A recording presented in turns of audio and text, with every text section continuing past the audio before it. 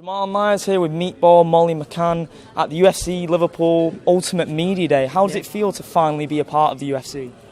It feels like I'm meant to be here. It doesn't feel too surreal at all, if I'm being honest. I've took it all in my stride. I haven't been nervous or wasted any energy. Last time I was here, I won a world title and I downplayed it a little bit. And this time I get to take it all in and soak up the atmosphere and everything about being in the UFC.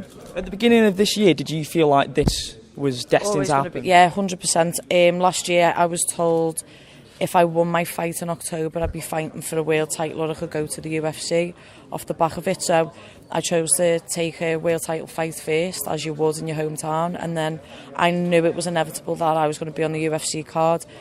I didn't know it was going to come as quick. I thought it'd be like July, August time.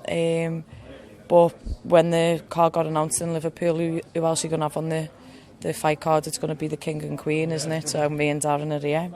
Do you think it needed, because there's been a lot of talk of UFC coming to Liverpool for some time now, do you think it needed the massive stable of fighters that are coming up in the sport for it to force this change? Yeah, you've got 4 world champions or 3 world champions and 1 ex-champion in Paddy, all in one city, and then you've got Darren, as well as all of Darren's training partners, all of mine. The city's absolutely thriving and it's a hotbed for talent, and I do honestly believe without them it wouldn't have come. Do you know what I mean? Darren is a massive pull and a big reason to why the UFC's here, obviously, but without everyone else and the stars that the city already has, I don't think it would have been here. Now, yourself and Craig are both coming from Cage Warriors into the UFC. Is it a massive testament to the talent depth they've had over the years that they're consistently bringing fighters to compete at the top level? Yeah, 100%. I was number 84.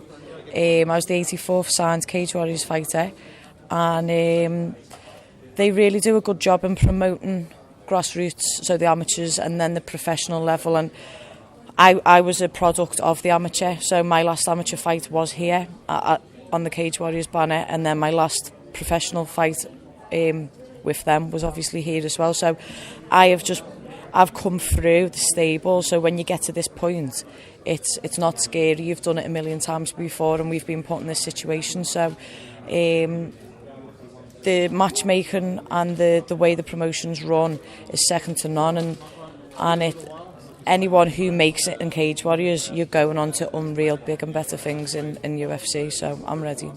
Do you think now is probably the best time to be both a fighter and a fight fan in Liverpool, considering that you've got yourself, you've got Darren, you've got the likes of the Smith brothers and Tony Bellew, so many people to look up to if you're a young person in this city.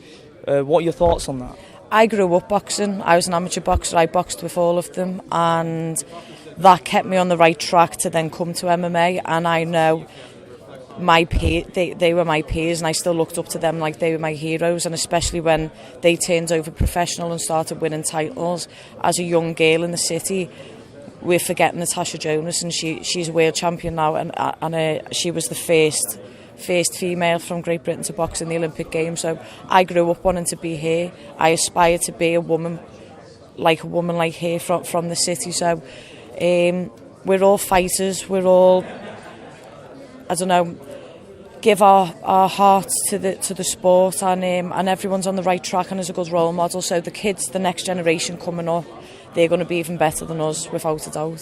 What do you think you were bringing to the division that isn't presently there? A bit of character, humour, aggression. I haven't seen anyone like me in my division. I press you forward and I break your will to win, and I'll finish you in a fight. And the only other person who's a half like that, I think, is a little bit like Valentina Shevchenko. Maybe Jojo Calderwood's a little bit like that, but I feel like I've got the kill switch, and I'm more vicious than any of them, and I'm not a knobhead, and they are. Do you know what I mean? They can be a bit of like, they can be bullies, and I try and live my life by the martial arts code, and be a role model and set an example for kids growing up to be like me as well.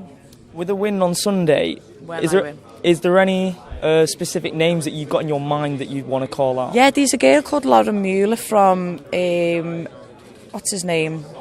Dominic Cruz's gym, and she recently fought just a few weeks ago, but she's a striker 7 or 6-0, and I thought she's got good angles and good footwork, and I thought we'd have a war, so I wouldn't mind seeing that. But I've said it a few times in a million interviews, it's the same dance, just a different song, so I'll fight anyone on a day's notice, I don't care. Are you expecting the next time UFC brings a fight night to Liverpool that you'll be headlining? If they come back, I would love to say yes. I don't want this to be my last fight in Liverpool, because I've had 5 here and there's just nothing like it. I'm telling you, there's no feeling like an Echo Arena fight night. But yeah, if it comes back, I don't see why not.